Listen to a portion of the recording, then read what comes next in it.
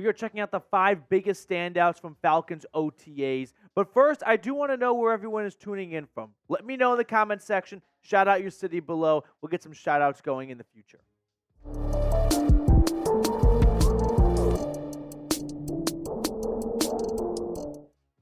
OTAs is in the books, which means the next step in the off-season programming is mandatory minicamp, then summer break, and then training camp. But first, let's check out the 5 top standouts from organized team activities. The first one being quarterback Kirk Cousins.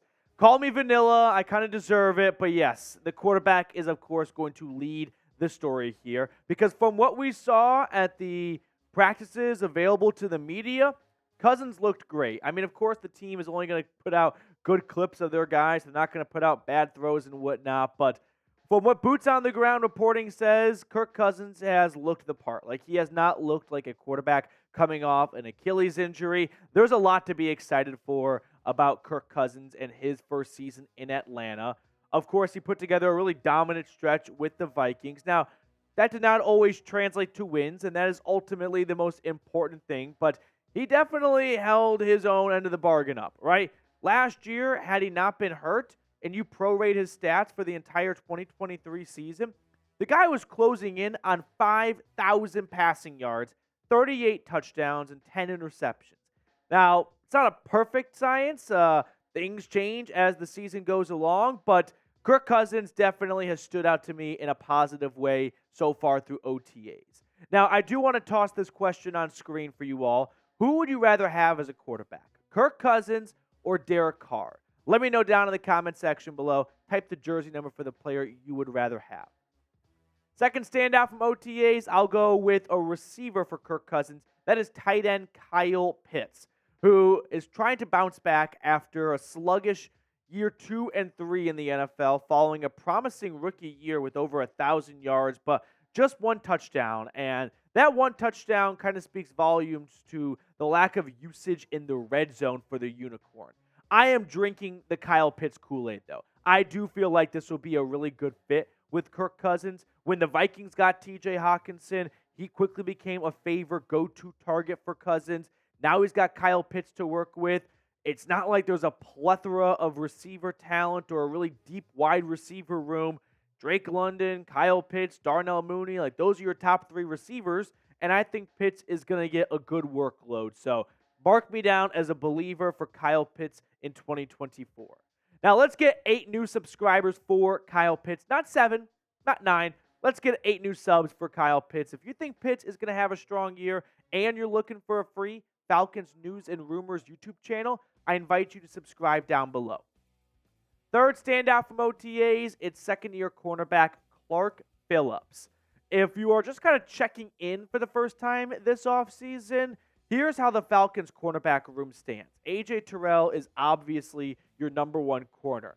After that, it's up for grabs, although Clark Phillips appears to have won the CB2 job to open up the gates. Now, we still have a long ways to go until week 1 against the Steelers, but Clark Phillips comes off I wouldn't say strong rookie year. I think that's probably overzealous, but a promising second half of the rookie season.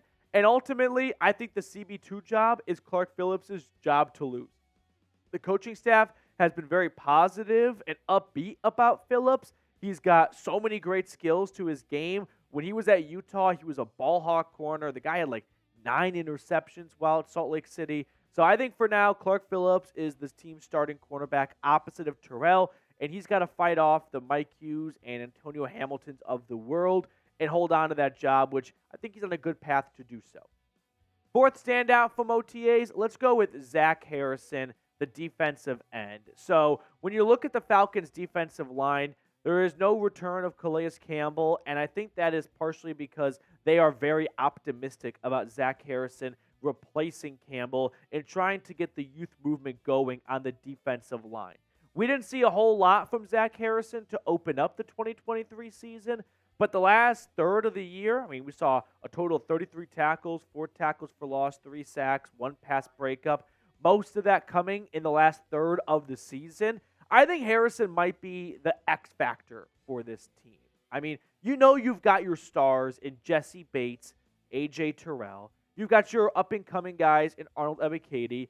But Zach Harrison, go out there, put up 2 sacks, and this Falcons pass rush is right where it's been for the last decade plus. Or he could turn some heads, prove people slightly like me wrong, where there were some naysayers and some doubters about just how much production he could have in year 2.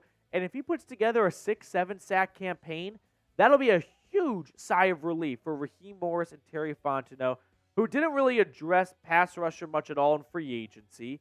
And then when it came to the draft, I mean, Rukaroro was a second-round pick, their first defensive selection, but he's much more of an interior defensive lineman than a true defensive end, edge rusher, pass rusher. They didn't really get to that until Braylon Trice in round number 3. So they are definitely putting some eggs in the Zach Harrison breakout sophomore year campaign basket. And if that happens, awesome. If not, the Falcons are right back where they started. And that was a problem last year and a contributing factor to why they have been losing more than winning the last almost decade. Not quite a decade, but, over half a decade at this rate. 5th and final standout, I'm a little ashamed of myself. I'm going to go with running back Bijan Robinson. No slight against Bijan, but the guy wasn't even a participant for the first week or so at OTAs. But he did return after an ankle injury sidelined him to open up the practices for the final stretch of OTAs. And then after that, we saw Bijan Robinson really start to get some nice comps in terms of what his role could look like in 2024. Coaching staff pointing to Christian McCaffrey as someone that maybe Bijan morphs into in terms of the style of back and the way he is utilized.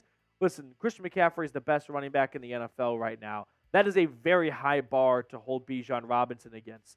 And last year, he only had 976 rushing yards, 487 receiving yards. He's got a ways to go to match the types of numbers that Christian McCaffrey was putting up.